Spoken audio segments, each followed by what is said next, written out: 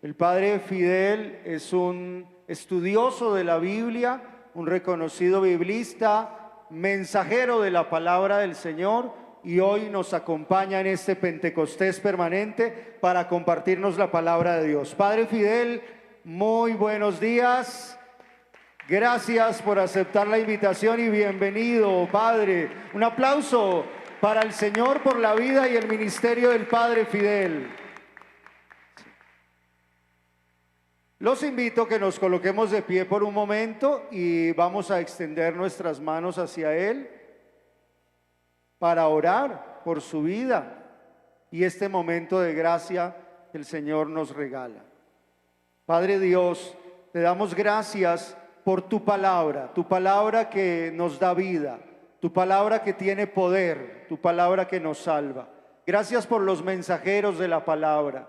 Gracias por la vida y el ministerio del Padre Fidel, que lo has, Señor, enamorado de tu palabra, lo has ungido con tu Espíritu, Señor, y que hoy lo has llamado a compartirnos tu santa palabra en este Pentecostés. Señor, derrama sobre él tu Espíritu, tu gracia, tu amor, tu favor.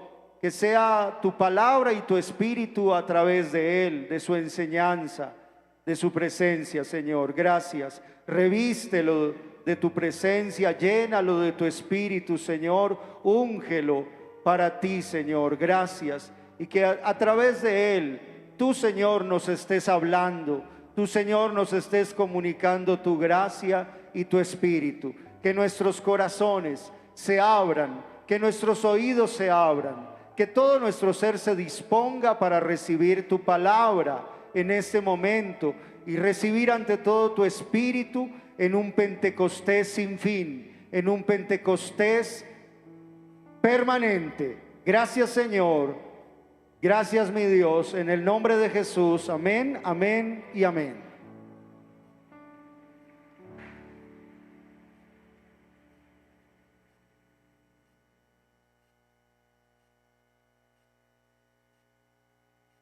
Muchas gracias, Padre Javier, por esta bella oración.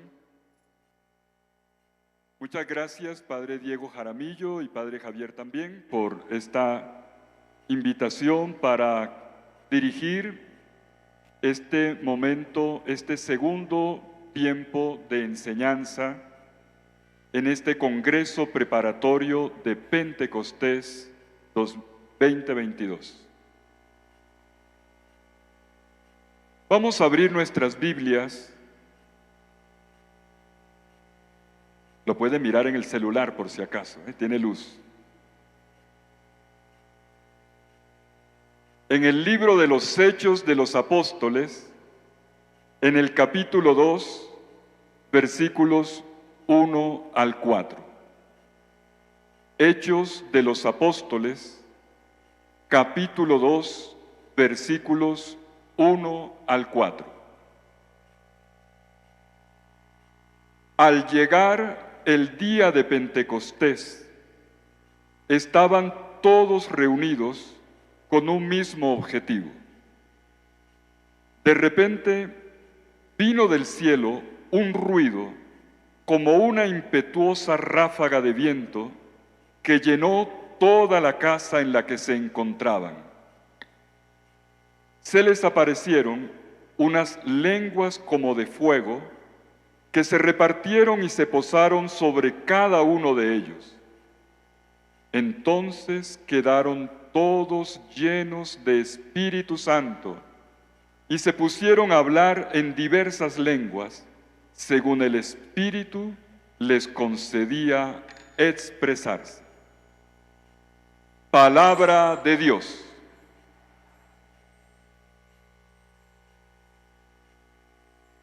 Esta segunda enseñanza tiene por título La configuración del Pentecostés permanente.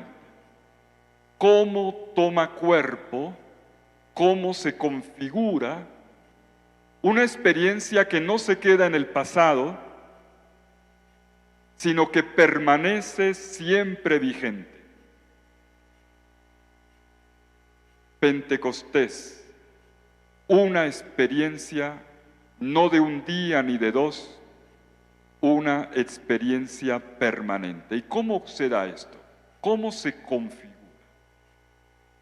Hace 20 años, el Papa San Juan Pablo II acuñó una expresión que ha hecho carrera de manera especial dentro de la renovación carismática católica. Él habló de una cultura de Pentecostés. Y esta expresión ha sido retomada ahora como Pentecostés permanente.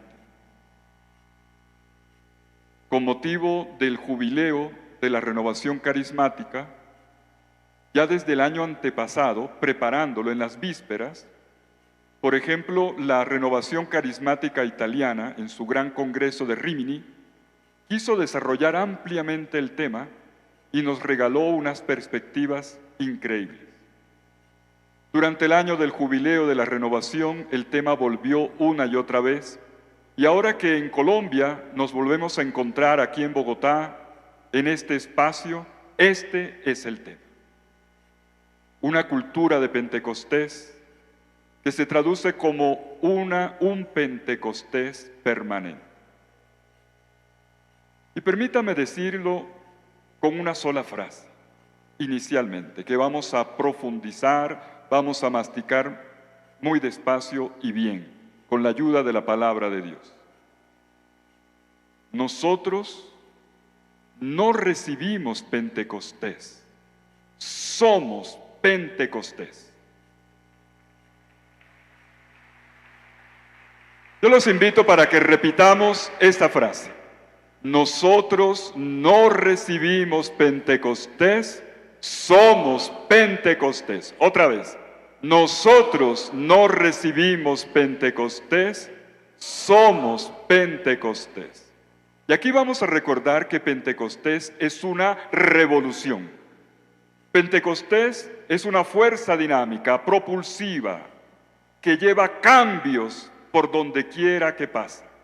Cambios que tú no te esperas y que siempre te van a sorprender.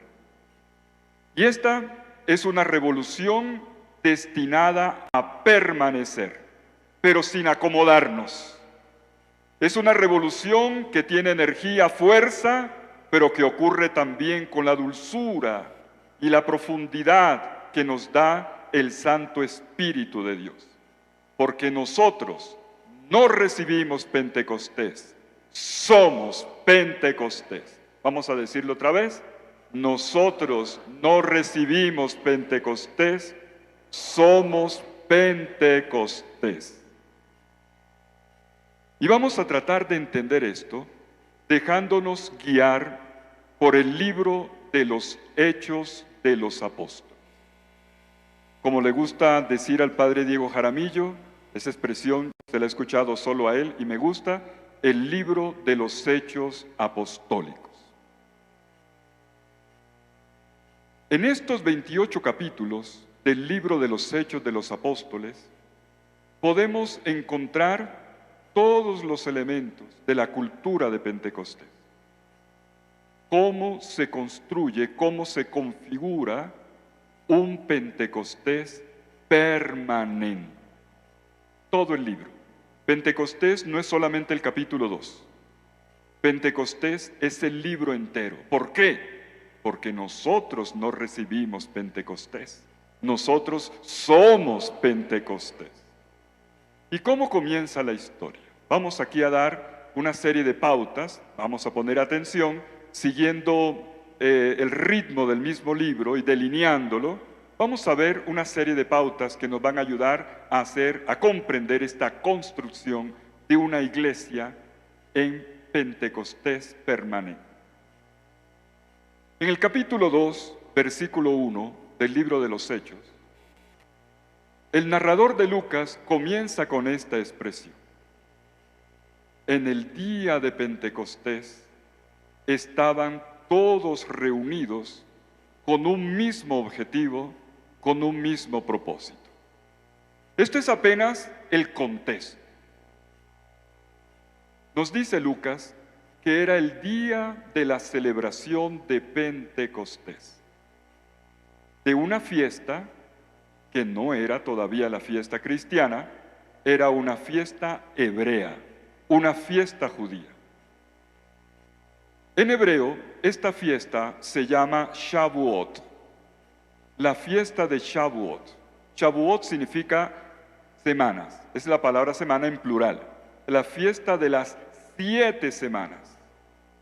Una vez que se había celebrado la fiesta de la Pascua, Pesaj, transcurrían 7 semanas de 7 días, miren ustedes la simbólica, 7 semanas, 7 días, recordando la perfección, la creación, lo nuevo que ha nacido aquí, 7 veces 7, 49, y cuando llegaba el día 50 era la gran fiesta.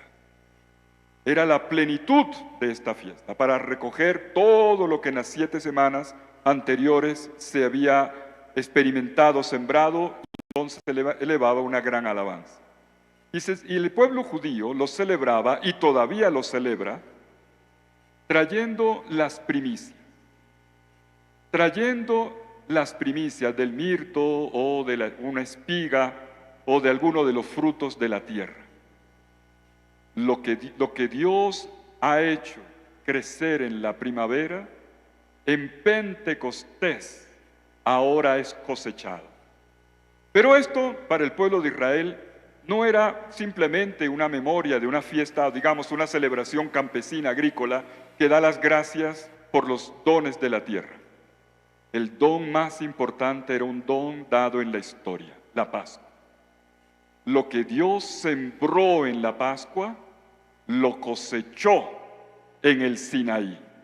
Y por eso el día 50 se celebraba ya la llegada al Sinaí, donde Dios, el Dios de las relaciones, el Dios que quiere comunión, el Dios que quiere amistad, le puso el anillo a su pueblo y le dijo: ustedes de aquí en adelante son míos. Y ahora ustedes también háganse míos. Yo me hago de ustedes y ustedes míos. Yo soy vuestro Dios y vosotros sois mi pueblo.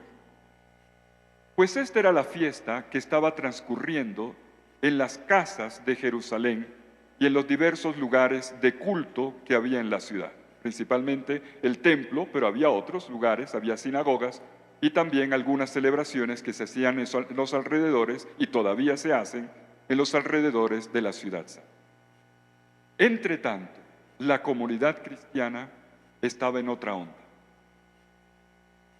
Ellos van a vivir al interior de la comunidad la plenitud de esta fiesta. No van a ir con las primicias de los frutos de la tierra. Ellos van a celebrar allí la plenitud de la Pascua de Jesucristo en el don del Espíritu Santo, donde Dios ahora entra profundamente en mi vida, en mi corazón, y se cumple la palabra del profeta Jeremías en Jeremías 31, 31 y 34, les daré una alianza nueva, no como la de los antepasados, que fracasó, que falló, y por eso hice estragos entre ellos. No, una nueva alianza, que no voy a escribir en tablas de piedra, sino en su interior. Una nueva alianza que les dará un conocimiento profundo de mí mismo, un conocimiento de Dios, y todos me conocerán, desde el más pequeño hasta el más grande, y recibirán el perdón de los pecados. Esta profecía se cumple ahora en la comunidad cristiana, y tenemos ahora un salto gigante en la historia de Dios con su pueblo, y nace el Pentecostés cristiano. Y nos dice el libro de los Hechos de los Apóstoles, ahora sí, ¿cómo ocurre? ¿Cómo sucede esto en el cenáculo? En esta comunidad que celebra Pentecostés no a la judía, sino ahora en una novedad, en algo inédito que no había ocurrido nunca antes en la historia. Nos dice el capítulo 2, versículo 4 del libro de los Hechos de los Apóstoles, Hechos 2:4, la frase clave: y todos quedaron llenos del Espíritu Santo. Vamos a repetir esa frase. Y todos quedaron llenos del Espíritu Santo. Pentecostés es una llenura de Dios. Se podría explicar con una imagen. Un gran embalse de agua que es vaciado todo entero en un vasito. Y ese vasito es cada uno de nosotros. La inmensidad de Dios, el Altísimo, el Todopoderoso, el infinito y trascendente, ha decidido vaciarse en el corazón de cada uno de nosotros. Y estamos saturados de Dios, llenos de Dios, repletos de Dios. Y este Dios es amor. Este Dios es un Dios amigo, un Dios papá, un Dios compañero, un Dios esposo, que va a entrar en lo más profundo de mí. El profeta Jeremías, en uno de los textos famosos de él, que se llama Las Confesiones, una de sus declaraciones más dramáticas de su relación con Dios, en Jeremías, en el capítulo 20, versículo 7, le dice el profeta al Señor, el mismo profeta que anunció la nueva alianza que se realiza en Pentecostés: me sedujiste, Señor, y yo me dejé seducir. Me sedujiste, Señor, y yo me dejé seducir. Él lo dice en primera persona, pero él será la imagen de un pueblo, todo él enamorado, que ha sido enamorado por Dios, que ha sido buscado por Dios, que ha sido desposado por Dios. Y el profeta va a utilizar una imagen que es muy de Pentecostés. Y va a decir él, y yo sentía dentro de mí un fuego ardiente. Yo intentaba sacármelo. El profeta estaba cansado, quería renunciar, pero dice, estaba tan metido en mis huesos. En la Biblia, por cierto, los huesos son más importantes que el corazón. A mí me da pena decirles a los seudistas que decimos tanto el corazón. En la Biblia los huesos son más importantes que el corazón. Esta parte revestida es más íntimo que el corazón. Si el corazón significa la inteligencia, la reflexión, los riñones significará la voluntad, el hígado, las pasiones. En la antropología bíblica, en la manera como la Biblia piensa, los huesos son lo más profundo de mí mismo, la estructura esencial. Y entonces dice el profeta, tú te me metiste hasta los huesos, te tengo hasta en los tuétanos y no te puedo sacar. Es más, siento tu presencia como una erupción volcánica, siento un gran ardor. Lo que ocurre en Pentecostés tiene relación con esto. Y quedaron todos llenos del Espíritu Santo. Hechos 2:4. Pocas palabras para describir un acontecimiento increíble, casi sin proporciones, de un tremendo alcance. Y todos quedaron llenos de Dios, de este amor de Dios.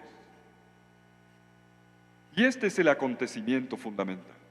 Y es aquí donde ocurre, donde se da la nueva alianza, donde el Espíritu me habita, el Padre y el Hijo, y la ley, el querer de Dios está escrito en mi corazón, de manera que mi corazón palpita con el de Dios, sentimos lo mismo, buscamos lo mismo, Dios me asume, yo lo asumo, entramos en la relación más profunda que puede haber con este Dios, Padre, amigo, compañero, esposo, el Dios de la alianza.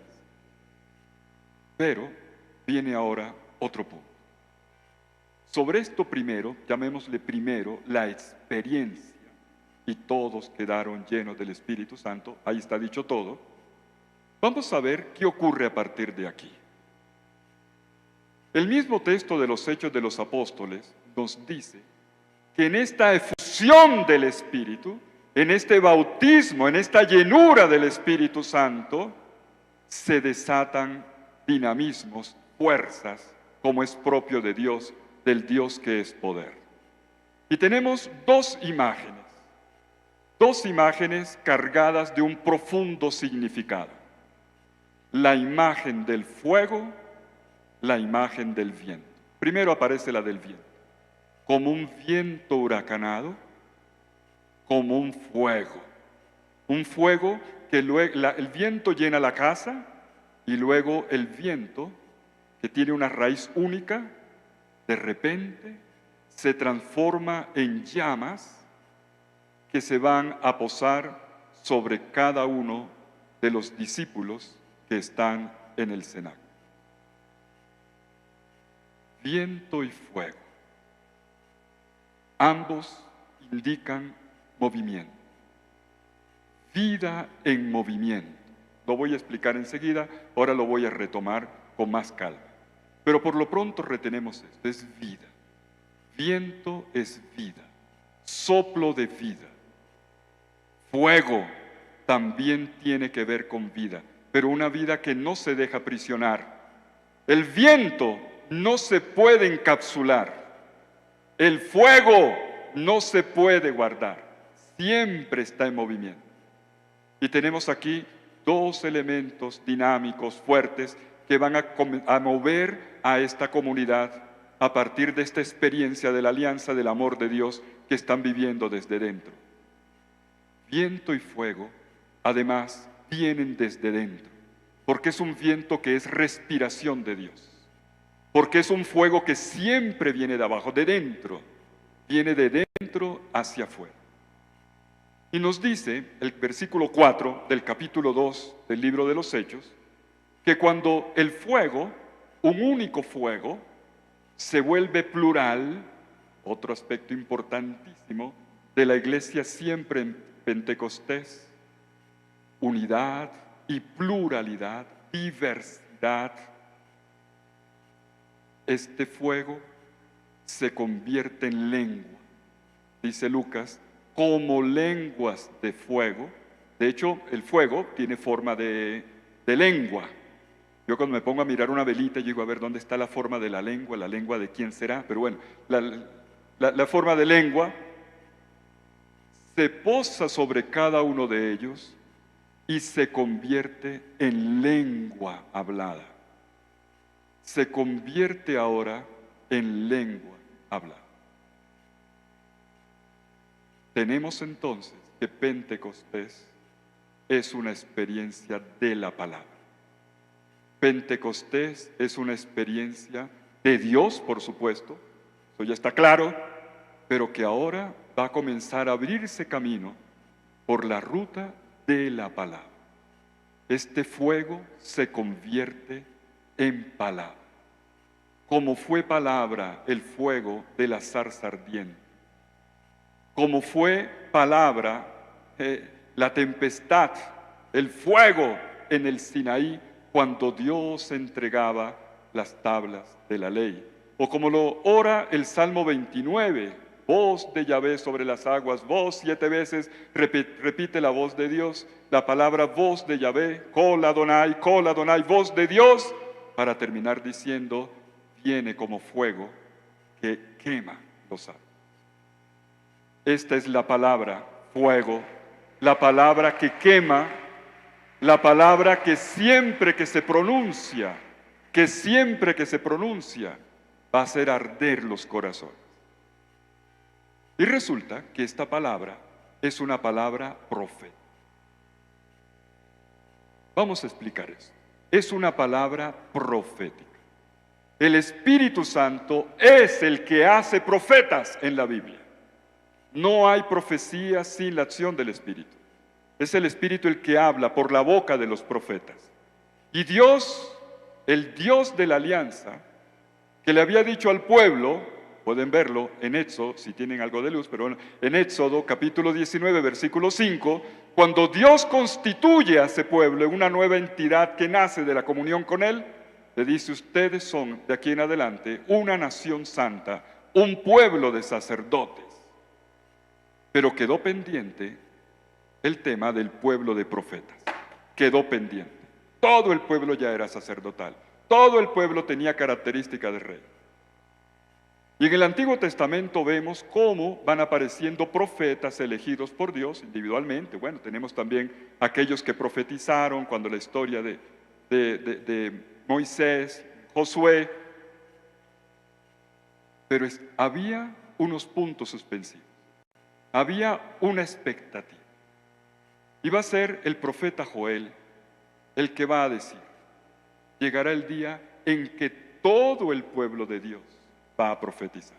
De hecho, esa palabra viene de la experiencia de Moisés y de Josué, cuando solamente algunos profetizaban y Josué le fue a poner las quejas y Moisés le dijo: oiga, ojalá todo el pueblo profetice. Pero quedó de ese tamaño, hasta que llega el profeta Joel y lo anuncia: todo el pueblo será profeta. Todo el pueblo, en comunión con Dios, podrá decir palabras de Dios, podrá pronunciar palabras en nombre de Dios capaces de hacer arder el mundo. Todo el pueblo se va a constituir ahora en profeta. Y esto es un elemento fundamental de la experiencia de Pentecostés. La iglesia se hace profeta, profetiza. La iglesia comienza a ejercer por el mundo entero una profecía colectiva, eclesial, de comunidad. No solo unos cuantos, todo el pueblo es profeta. Y esto se nota cuando los apóstoles, o los que han recibido el Espíritu Santo, los apóstoles y los que están con ellos, comienzan a hablar en lenguas, según el Espíritu les concede expresarse. Y había en Jerusalén, sigamos leyendo, había en Jerusalén, con motivo de la fiesta, como era propio de las grandes fiestas de peregrinación de Israel, que venía gente de todo el país, e incluso mucha gente del extranjero, como se puede evidenciar aquí. Se nos dice que corrieron al lugar donde estaban los apóstoles, llenos del Espíritu, atraídos por el fenómeno, gentes de todas las naciones de la tierra. Esta gente de todas las naciones de la tierra son israelitas. Son israelitas que vienen del extranjero, que vienen de la diáspora, así se le llama técnicamente, los residentes fuera del país, pero que no han perdido su identidad hebrea. Y Lucas nos da la lista de los lugares de los cuales ellos proceden. Son pueblos, lugares que podemos identificar hoy en toda la cuenca del Mediterráneo. Vienen de toda la gran cuenca del mar Mediterráneo, tanto de grandes ciudades como de regiones campesinas. Y todos ellos estaban allí. Pero resulta que muchos de estos que venían del extranjero, aun siendo judíos, ya no hablaban la lengua del país. Como le puede ocurrir a una persona, un colombiano, que por cualquier razón migró y se fue a vivir a Estados Unidos o a Alemania o a Suecia, y entonces viene primera generación, siguen hablando español, segunda generación, ya son bilingües, tercera generación, los nietos, cuando vienen a Colombia, vienen como unos perfectos gringos. El español lo habla muy mal, si es que lo hablan. Ven un bollo de yuca y dicen: ¿y eso qué es? Y tú dices arepe huevo o chicharrón de baranoa, y la gente dice: ¿y eso tan exótico qué será? ¿No? O tú dices cumbia, bueno, cumbia y vallenato, eso sí es muy universal. Pues esto mismo le pasa a los judíos de la diáspora. Ya no conocen la lengua. Y aquí está la grandeza de Pentecostés. La palabra profética llega a cada uno de ellos en su propio idioma, en su propia lengua. Y todos pueden entender las maravillas de Dios, nos dice Lucas. Todos escuchan en su propia lengua las maravillas de Dios. Todos sabemos que la lengua de la época no era ya el hebreo. Uno siempre le dicen: y entonces los judíos hablaban hebreo, y es hasta muy curioso porque han hecho una película que se llama La Pasión de Cristo, la famosa del Gibson, que es muy buena porque hablan todo el tiempo en hebreo, algunas veces en latín y otras alguna palabrita en griego. Y se les olvidó un detalle: en esa época ya no se hablaba el hebreo. La lengua era el arameo. Esta era la lengua que hablaba Jesús, la lengua que hablaba María, la lengua que hablaban los apóstoles, era la lengua que hablaba todo el mundo. Ya hace algún tiempo que el hebreo había quedado simplemente como la lengua del texto bíblico. Eso sí, la lengua del texto bíblico. La lengua popular, lo que todo el mundo hablaba en la calle, era el arameo. Por cierto, hoy se habla el hebreo, porque en el año 1925, un judío alemán que había venido en todo este movimiento de retorno a la tierra, del movimiento sionista, cogió la Biblia y dijo, a ver, ¿cómo podría ser? Y reinventó el hebreo. Y ese es el hebreo moderno, una reinvención, un reencauche. Pero la lengua que se hablaba era el arameo. Y dejando de lado este punto, lo importante es, todos, aun cuando los discípulos, los apóstoles hablasen en arameo, todos le entendían en su propia lengua. No queda claro del todo si el milagro, es una forma como se ha explicado tradicionalmente, era que los apóstoles fueran capaces de hablar ya en la lengua de cada uno de ellos. O que el milagro estuviera más bien en el oído de los que escuchaban. Entonces hablaban en arameo y ellos le escuchaban en su propio idioma. El texto insinúa, dice, como les concedía expresarse y cada uno le escuchaba en su idioma. ¿De qué lado estaba? Lo importante es que era la voz del Espíritu. Y el Espíritu era el que hacía la traducción.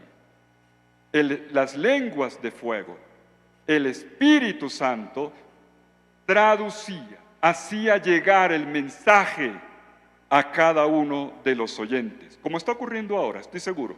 El Espíritu es el que está hablando. No importa lo que yo diga, es lo que el Espíritu te está soplando a ti, lo que te está haciendo entender a ti, aquí y ahora. Eso es Pentecostés. Y la gente hizo lo mismo que ustedes. La gente se sorprendió y alabó a Dios por estas maravillas, por entender las maravillas, pero estamos entendiendo clarito, ¿no?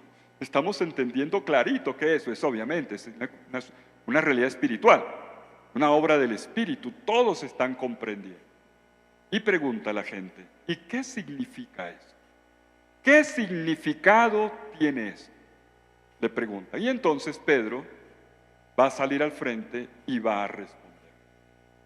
Tenemos aquí la primera predicación profética pública de la iglesia. Aquellos que Jesús había designado como sus testigos y que habían estado en Jerusalén aguardando la promesa de lo alto que Jesús iba a hacer venir, ahora ya cumplida la promesa, comienzan a predicar. Y Pedro sale al frente. Señores, no es lo que ustedes se pueden estar imaginando, porque miren que son las 9 de la mañana y no vayan a pensar que es que estamos borrachos. Bueno, parece que en ese tiempo no existían los alcohólicos, por lo visto. Y entonces, lo que ocurre, se los voy a explicar. Lo que ocurre es esto. Y echa mano de la profecía de Joel, se las recita para decirle, miren, estos son los tiempos definitivos. Todo el pueblo es constituido en profeta. Los ancianos soñarán sueños. Los jóvenes verán visiones. Eso es típico de la profecía. La visión y los sueños. Los ancianos soñarán sueños. Los jóvenes verán visiones. Un anciano, por cierto, lo digo por mí, que ya dentro de poco cumplo ya los 60, ya entraré a la tercera edad y me retiraré a tomar agua de coco en la playa y esperar la muerte. Ya, los años pasan, los años pasan. Un anciano es una persona que poco a poco deja de soñar. Siempre va a repetir, eso ya lo hicimos, eso ya fue. Un anciano deja de soñar. Claro que hay excepciones. El padre Diego Jaramillo nunca ha dejado de soñar. Eso sí, hay que decirlo. ¿Y saben por qué? Porque el padre Diego es un pentecostés permanente.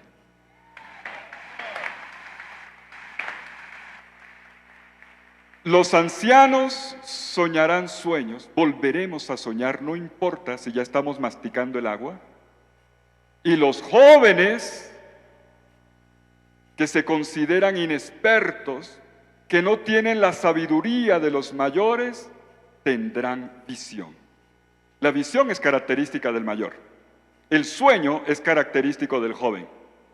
Y resulta ahora, los mayores soñarán sueños y los jóvenes tendrán la sabiduría de los ancianos. ¿No les parece hermoso? Y aquí entonces comienza la profecía de la iglesia. ¿Y qué se profetiza en este tiempo en el que inclusive las fuerzas cósmicas son convulsionadas? El sol, la luna, bueno, todo eso lo describe Joel, un lenguaje además precioso cuando se entiende y se traduce bien, es muy bonito. Dice que en ese día, escuchando la profecía y haciéndose profetas, todos proclamarán al Señor y Salvador. Y todo el que proclame al Señor se salvará.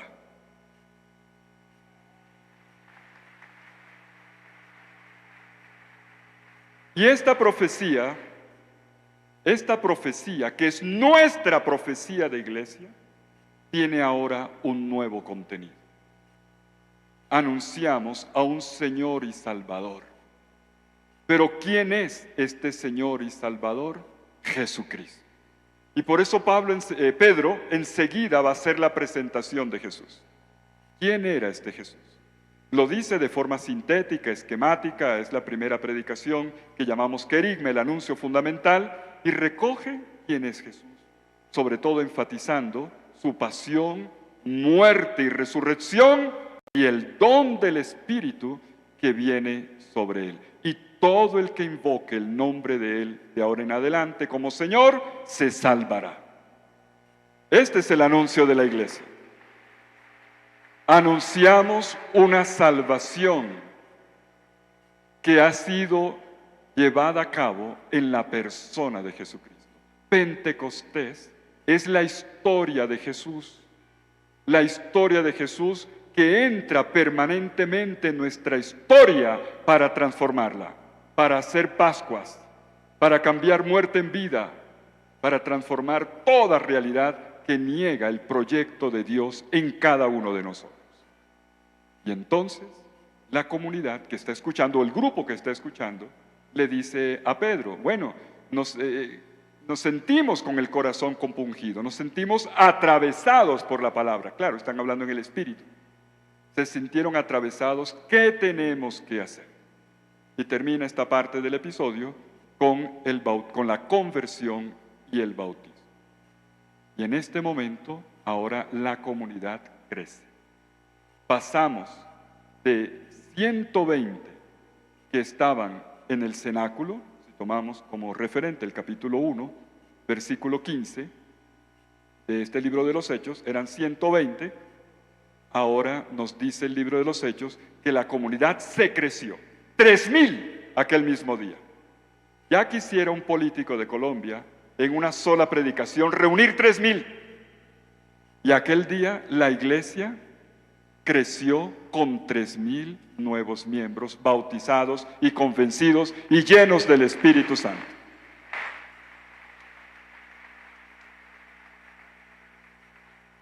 Vamos observando el itinerario. La palabra se transforma en comunidad. Y el capítulo 2, versículos 42 al 47 nos va a describir esta nueva realidad que se llama comunidad, que no es cualquier tipo de grupos.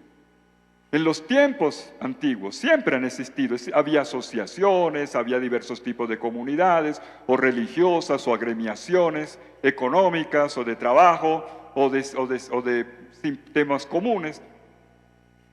Aquí nació una nueva realidad. Se llama la comunidad cristiana. Y se va a describir ahora con las características que conocemos, que aparecen en 2:42. Una comunidad que persevera, esto ya es permanente, Pentecostés permanente. El Pentecostés toma cuerpo en una iglesia que tiene hábitos, que tiene una cultura, que tiene comportamientos habituales y distintivos. Y esta es la perseverancia. Ellos escuchan la palabra servida por los apóstoles, ellos oran juntos, ellos celebran la Eucaristía, la fracción del pan, y ellos forman la koinonía, la comunidad. Un solo corazón y una sola alma, se va a decir más adelante en el capítulo 4.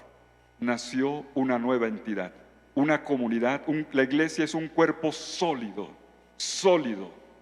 creado por el Espíritu Santo.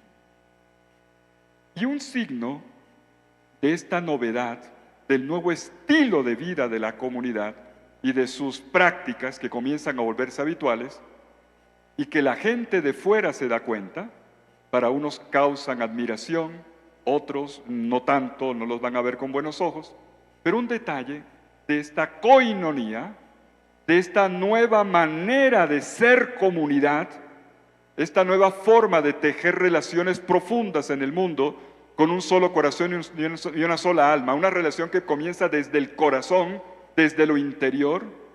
Un signo está en lo económico. Hubo una transformación de la realidad económica. La gente ya no pensaba de forma individualista. La gente comenzó espontáneamente a dar, porque el que ama da. Están llenos del amor y comienzan a dar. Y los que tenían propiedades las vendían y las traían a los pies de los apóstoles el importe, y los apóstoles repartían a cada uno según su necesidad. Esta frase que aparece en Hechos 4:35 es importante, porque no es una comunidad, atención con esto, a veces yo escucho por ahí frases, no se trata de igualitarismo, no se trata de eso. No era que todo el mundo recibiera la misma cuota, eso no se ha dicho. Lo que se dice es que a cada uno se le daba según su necesidad. Miren la atención a cada persona. Quien necesita más, recibe más. Quien necesita menos, pues hombre, se le da menos porque no lo necesita. A cada uno se le atiende desde su propia necesidad. Y entonces la capacidad de compartir. Una vez que se abre el corazón, se abren también los bolsillos y las manos se extienden, la comunidad se convierte en un espacio que es profético en medio del mundo, en un mundo tan desigual, en un mundo tan inequitativo, en un mundo tan injusto. La comunidad entera es profeta en medio de un mundo que piensa la economía de otra manera. Y aquí no era una propuesta, no era un modelo económico, era sencillamente la novedad de Dios en el mundo, constituyendo, configurando este nuevo cuerpo, y que se llama la comunidad. Pero la cuestión no para ahí. La comunidad va a seguir creciendo. Esta palabra que toma cuerpo en la comunidad comienza a ser un gran camino. Y en este camino se va a delinear la misión. La comunidad va a fundar otras comunidades. La comunidad no se quedó en 3,000. Si seguimos leyendo el libro de los Hechos de los Apóstoles, la palabra crecía, que es lo mismo decir que la comunidad, en Lucas son sinónimos, la palabra, la comunidad crecían y cada vez crecía más y crecían más. La experiencia de Pentecostés del primer día se va a seguir repitiendo cuando nacen comunidades, como ocurre, por ejemplo, en Cesarea del Mar, cuando el bautismo de Cornelio, o como va a ocurrir en Antioquía de Lorontes, en el capítulo 13, cuando en una noche, en una vigilia, el Espíritu interviene para separar, siguen siendo experiencias del Espíritu muy fuertes, para separar a Pablo y a Bernabé, o como ocurre en el Pentecostés de Éfeso, que hemos leído en la primera lectura para los que han ido a la Eucaristía hoy, o así, bueno, no sé qué lectura tomaremos, pero la que se lee en el ordo hoy es la del Pentecostés de Éfeso. Y la comunidad de Corinto, una comunidad también rica de carismas y que en las cartas nos va a dar testimonio Pablo de esta realidad. Tenemos entonces una comunidad que crece y que crece carismáticamente. Una comunidad en la medida en que se va abriendo camino en la historia, da cuenta de un don de Dios que se puede ver de forma concreta en dones y en carisma. Y por favor, tomemos nota de eso. Miren ustedes cómo lo que ocurrió, la palabra clave, quedaron todos llenos del Espíritu Santo y que se convirtió en experiencia de la palabra, palabra profética, palabra de Dios, es palabra de Dios que pasa por la boca de aquellos que han sido llenos del Espíritu. Ahora, ¿cómo se configura la comunidad en Pentecostés permanente? Palabra, comunidad, formar la comunidad, carismas y misión. Palabra, comunidad, carismas y misión. El espíritu que ha llenado la comunidad y que la dinamiza con viento y fuego se despliega en estas 4 realidades. Yo les quiero pedir que levanten la mano y muestren el número 4. Hagan 4. 4. ¿Cuáles son los 4 componentes de la iglesia en Pentecostés permanente? 1, palabra. 2, comunidad. 3, carismas. 4, otra vez. 1,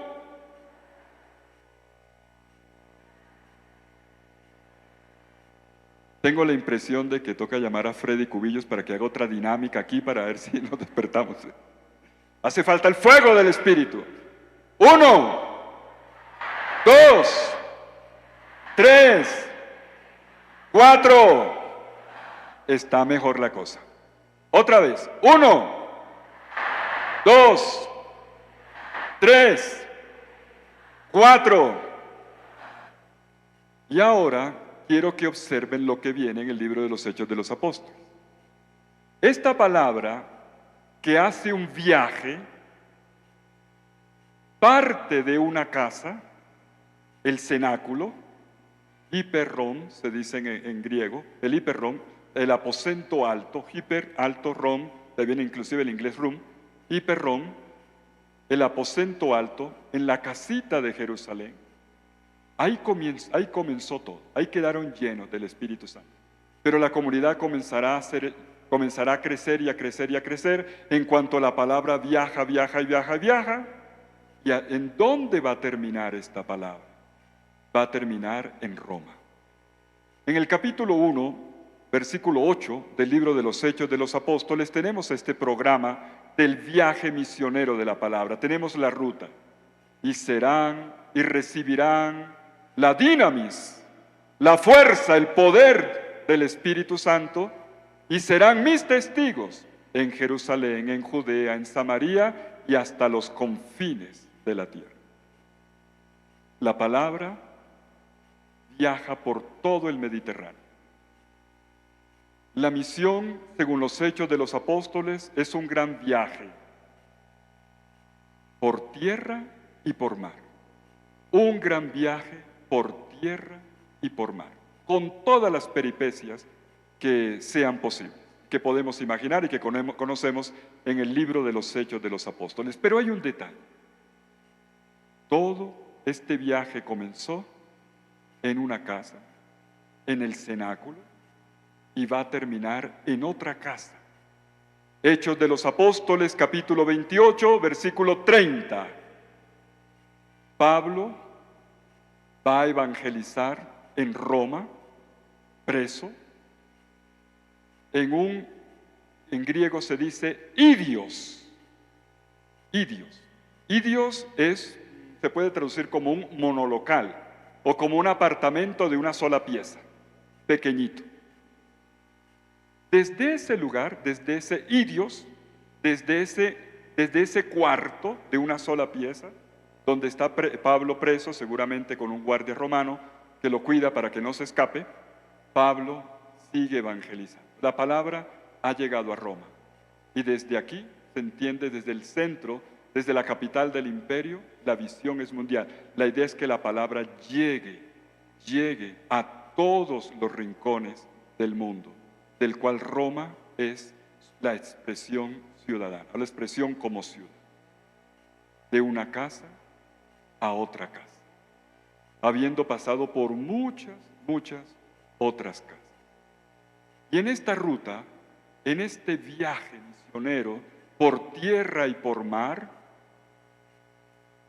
hay un grupo grande de servidores de la palabra. La que hace el viaje, según los Hechos de los Apóstoles, la que hace el camino es la palabra. Pero la palabra es ahora una palabra profética. Necesita de la boca de los profetas. Profetas llenos del fuego del Espíritu en el corazón y en los pies. Profetas evangelizadores.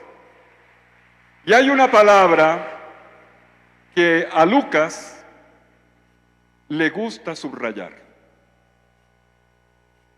Estos profetas, estos siervos o servidores de la palabra, lleno del Espíritu, esa expresión, por cierto, también está en la primera carta de Pedro, en el capítulo 1, versículo 12, dice: los servidores que predicaron la palabra con el poder del Espíritu Santo.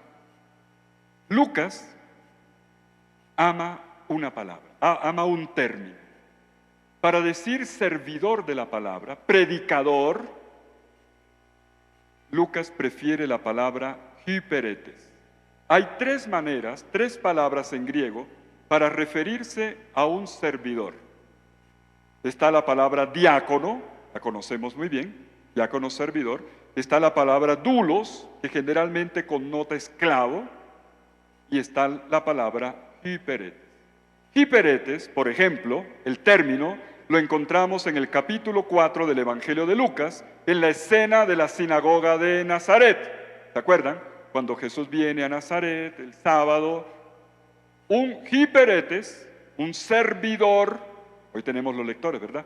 Pero aquí el que va a leer es Jesús. Un servidor le alcanza el rollo y cuando Jesús termina de leer, se lo devuelve.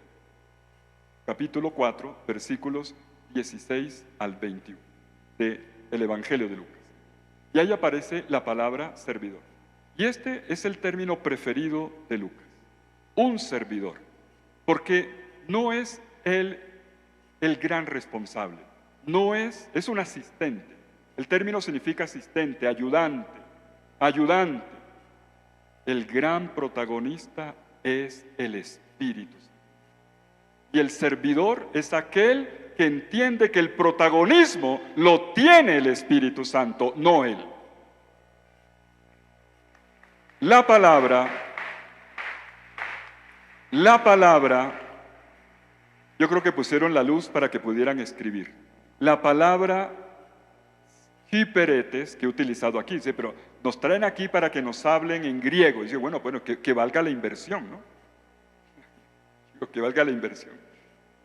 La palabra hyperetes en griego significa remero, el que rema una barca. Eso es lo que significa la palabra en su sentido original. Un hyperetes es uno que tiene el servicio de remar la barca, el remero, el remador. Bueno, yo hace un momento le hice la consulta al padre Diego, porque mi español de vez en cuando, bueno, el padre Diego es miembro de la Academia Colombiana de la Lengua. Entonces, la persona más autorizada para preguntarle. Y me dijo, di remero. Él me ayudó a preparar la predicación, por si acaso. Diga remero. Un servidor no es el dueño de la barca. Cuidado con eso, ¿eh? Cuidado con los patroncitos que aparecen en las comunidades, que se creen los dueños de las comunidades. Cuidado, somos los remeros, somos los que ayudamos a avanzar, a que la barca navegue, a hacer navegar la barca de la palabra con el viento del Espíritu Santo que hincha nuestras velas. Esa es nuestra misión. A propósito, cuando yo le hice la consulta al padre Diego sobre cómo debía decir si remador o remero, el padre al ratico me respondió con una canción. Vino el Espíritu y se inventó una canción sobre remar, ¿no? Yo espero que dentro de un rato nos la enseñe porque le vino del corazón y comenzó a cantar. Y yo digo, oh Dios mío, ya estamos en Pentecostés aquí. Este padre es un Pentecostés permanente, ¿no? Enseguida ya le creó la canción a esta enseñanza. A ver si el Ministerio de Música le coge el tono también, ¿eh? la tienen fuerte. Y entonces tenemos nosotros, vamos a recoger lo que hemos dicho hasta aquí. La iglesia no recibe Pentecostés. ¿La iglesia qué? Es Pentecostés. Vamos a repetirlo. La iglesia no hace Pentecostés. La iglesia es Pentecostés. Esa es su identidad. Esa es la identidad de la iglesia. Eso es su ADN. Ser siempre Pentecostés. Y esta iglesia de Pentecostés, esta iglesia que es Pentecostés, sobre ella he dicho 5 cosas. Vamos a ver si estábamos atentos. He hecho 5 afirmaciones que son los 5 elementos que configuran una iglesia en Pentecostés permanente, que hace que la iglesia no viva Pentecostés una vez al año, que la iglesia todos los días, a toda hora, sea Pentecostés y esté profetizando y llevando fuego del Espíritu por todas partes. 1. Vamos a repasar las 5 características. Vamos a ver. 1. No estaban. Vamos a ver. 1. Vamos a ver. 1. Escuchen esto. 1. Hay una experiencia. 1. Hay una experiencia. Pentecostés es una experiencia. Hechos 2:4. ¿Esta experiencia qué es? Y quedaron todos llenos del Espíritu Santo. Ese es el punto número 1. Es la experiencia del bautismo en el Espíritu Santo. Es la experiencia de la llenura, en la cual se lleva a cabo la alianza, la comunión de Dios conmigo. Es una seducción, es una esponsalidad, es un matrimonio, es una unión profunda y total con Dios. 2. Esta llenura se dinamiza. La dinamiza el Espíritu ahora con 2 fuerzas: el viento y el fuego. El viento y el fuego. Ese es el punto número 2. Esta llenura es dinamizada con 2 fuerzas: el viento y el fuego. 3. Una vez que el viento y el fuego actúan, se convierte en palabra. Es una experiencia profética.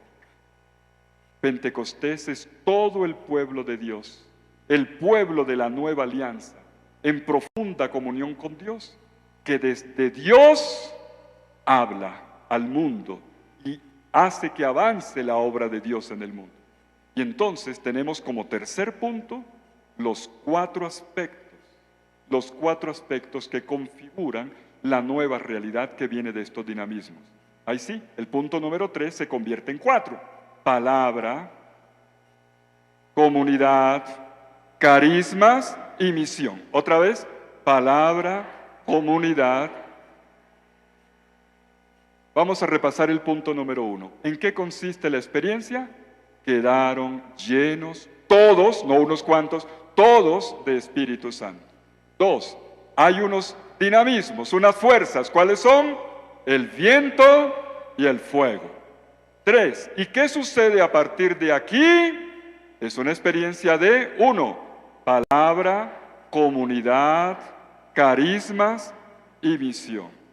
Pero hay un punto número 4. Esta comunidad o esta nueva realidad en el mundo, la iglesia, que es palabra, proclamadora de la palabra, servidora de la palabra, que vive en comunidad, koinonía, un solo corazón y una sola alma, que está llena de dones y carismas, en la pluralidad, en la unidad, en la pluralidad, en servicios y en amor, y esta palabra que se lleva en misión. Atención con esto, el punto número 4 es: y hay un camino. La iglesia está al servicio de un camino por tierra y por mar. Punto número 4, un camino. Un camino de la palabra por tierra y por mar. Y el último punto que he señalado es que este camino lo van a llevar adelante los servidores. Somos constituidos en servidores. De hecho, la profecía de Joel, que está en el capítulo 2, denomina así a los que han sido llenos del Espíritu: mis siervos y mis siervas, se dice. Aquel día, mis siervos y mis siervas, mis servidores. Pues bien, hay unos que llevan adelante esta misión sin olvidar nunca el protagonismo del Espíritu Santo. La iglesia se convierte ahora en una gran barca que es remada por aquellos que están a su servicio, los remadores de la palabra. El Espíritu Santo infla las velas y lleva esta palabra hasta los confines del mundo, a todos los rincones del mundo, a todas las personas del mundo, para que cada uno, escuchando la palabra en su propia realidad, en su propia lengua, la entienda y proclame que Jesucristo es el Señor y se salve. Yo quiero preguntarles, ¿quiénes son los remadores aquí? ¿Quiénes son los remadores aquí? Muy bien, me alegro. Quiero ver las manos de los remadores, los que ayudan a llevar adelante la barca. Y quiero, remeros, gracias. Antes de que el Padre Diego me corrija y nos enseñe la canción, los remeros. De pronto nos va a cantar quiénes se van en la barca de Jesús, puede ser que también nos lo cante. Quiero ahora, atención, recoger todo esto, precisamente en la imagen de la barca. La iglesia es una barca. El Papa Francisco, ¿se acuerdan ustedes cuando empezó la cuarentena y todo este tema de la pandemia? Nos leyó desde la Plaza de San Pedro, 28 de marzo del año 2020, nos leyó en aquella tarde sombría, lluviosa, en la Plaza de Roma, el texto de la tempestad calmada. Y el Papa dijo una frase allí que ha hecho carrera. Todos estamos en la misma barca. ¿Se acuerdan? Todos estamos en la misma barca. Qué definición de la iglesia de Pentecostés tan bien dicho, tan hermosa. Somos una gran barca.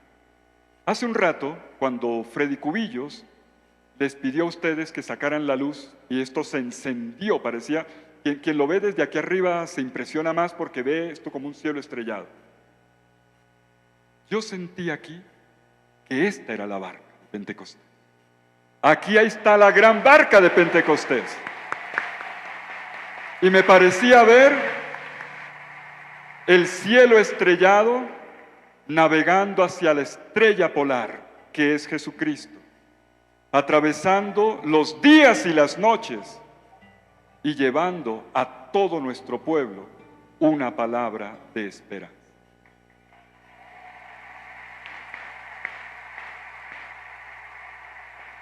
Vamos a ponernos de pie. Vamos a ponernos de pie. Gran barca del Señor. Me pusieron los pelos de punta ustedes, Vamos a ponernos de pie y vamos a pedir que venga el soplo, que venga el viento huracanado, que tome esta barca de la iglesia y la ponga a navegar de nuevo. No una iglesia acomodada, me refiero a las comunidades, no acomodada, no instalada, sino en Pentecostés permanente. No recibimos Pentecostés, somos Pentecostés. Vamos a orar juntos, pidiendo el soplo, pidiendo el fuego. Y hay un tercer elemento simbólico que aparece en el libro de los Hechos de los Apóstoles: el agua. El agua. Viento, fuego y agua. El agua no aparece en el capítulo 2. Es más, quien desarrolla el tema del agua es el Evangelio de Juan. Desde las bodas de Caná, el agua transformada en vino, hasta Cristo, que derrama sangre y agua desde su pecho herido, y cuando se cumple la palabra misma de él en Juan 7, 34, 37, de su seno manarán ríos de agua viva. Eso es muy de Juan. Pero en Lucas, esta agua la vamos a encontrar en el viaje de la palabra, les cuento el final del libro. Les cuento cómo termina la película. Hoy estamos tan de moda las series, pues bueno, vamos a cerrar la serie.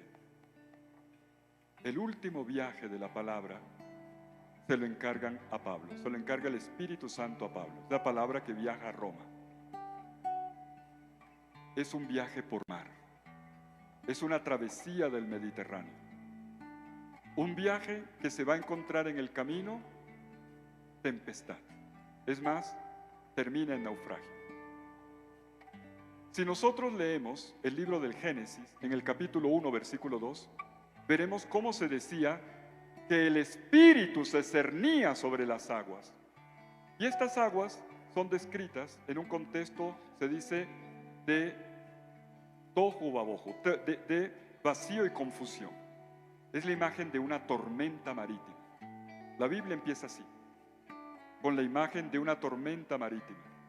Y el Espíritu sobre esas aguas en tempestad, como un ave, incubaba la vida nueva que iba a empezar enseguida con las palabras del Creador. Pero hay más. El pueblo de Israel nació, no solamente Dios creó en el capítulo 1 del Génesis, Dios creó un pueblo haciéndolo pasar por agua. En la Biblia pasar por agua significa nacimiento. Y el pueblo de Israel pasó 2 veces por agua, en la salida de Egipto y en la entrada a la tierra. Y en ambas ocasiones ocurrió el mismo milagro. El mar se abrió y el río también se abrió, al final por medio de la palabra de Josué. Primero Moisés, luego Josué. Todo la Pascua es un gran nacimiento.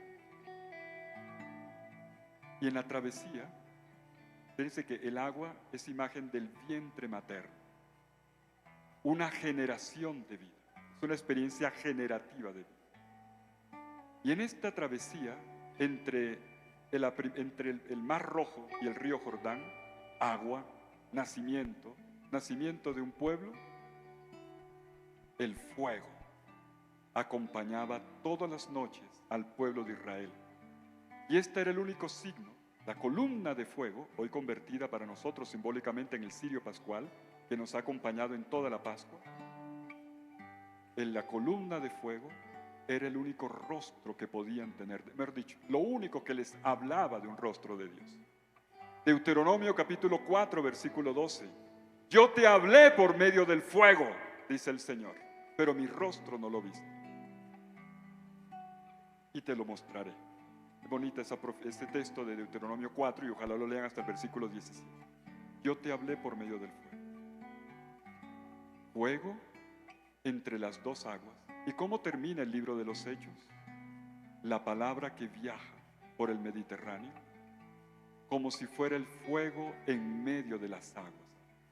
No solo fue el viento en medio de las aguas en el Génesis. En el libro de los Hechos, el fuego en medio de las aguas. Y para quien está informado, como ustedes, el mar Mediterráneo hoy se ha convertido en un cementerio, con los inmigrantes que vienen del África, buscando oportunidades en el primer mundo. Y este vientre que estaba destinado a dar vida, se ha convertido en vientre de mala madre que mata a sus hijos. Y la palabra fuego atravesó este Mediterráneo. Y cuando llegan a Malta, después del naufragio, hay un signo que a veces pasa desapercibido. Entierran a los muertos, pero enseguida los malteses, la gente de Malta, que de aquí en adelante va a ser famosa por la hospitalidad, se convierte en la imagen de aquel que sabe recibir la palabra.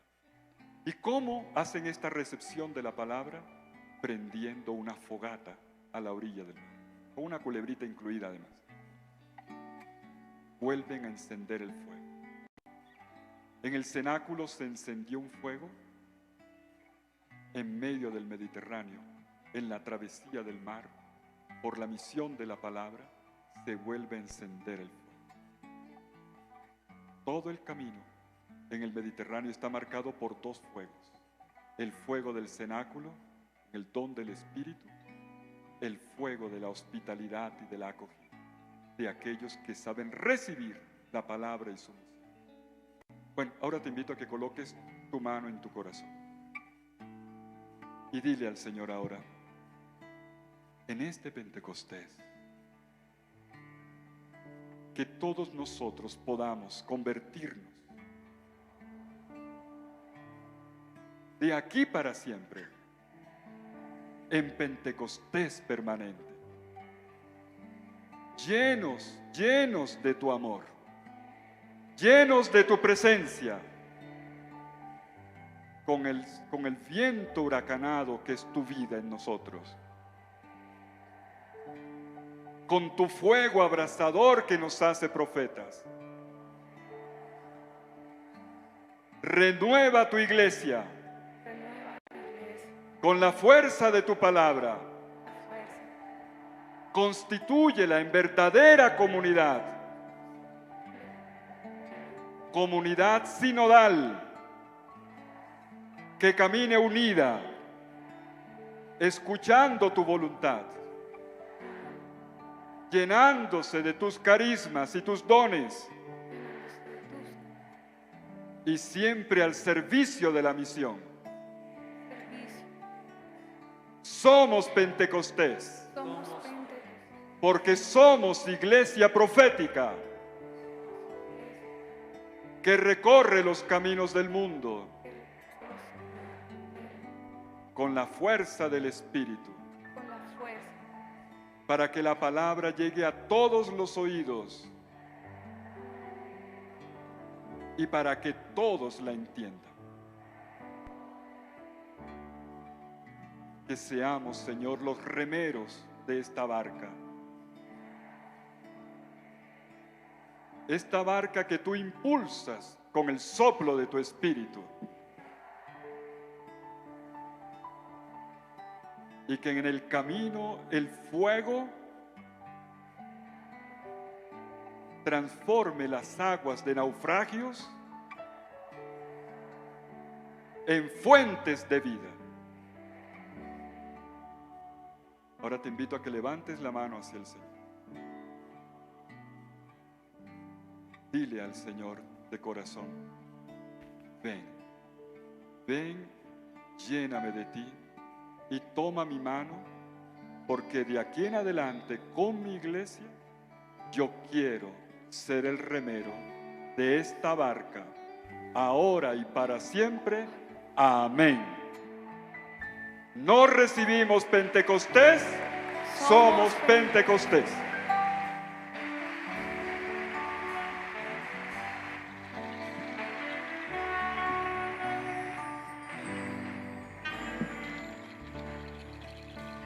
Sentémonos mientras cantamos dulcemente. El Espíritu de Dios está en este lugar. El Espíritu de Dios se mueve en este lugar. Está aquí para consolar, está aquí para liberar, está aquí para guiar. El Espíritu de Dios está aquí. Muévete en mí, muévete en mí. Toca mi mente y mi corazón, llena mi vida de tu amor. Muévete en mí, Dios Espíritu.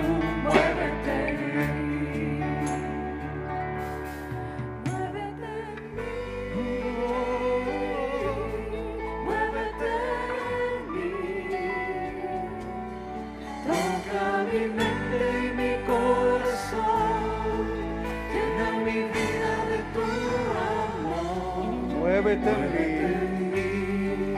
Dios Espíritu, muévete. Los invito a colocarnos de pie en este ambiente de oración. y a seguir invocando el Espíritu Santo, a ir preparándonos para un momento especial de oración, de invocación del Espíritu de Dios. Digámosle todos: muévete en mí, muévete en mí, muévete en mí. Tómame, Señor, Toca mi mente y mi corazón. llena mi vida, Llena mi vida de tu amor. muévete en mí, Muévete en mí. Dios Espíritu. Dios Espíritu, muévete. Toda la iglesia del Señor cantándolo fuerte. Muévete en mí. Muévete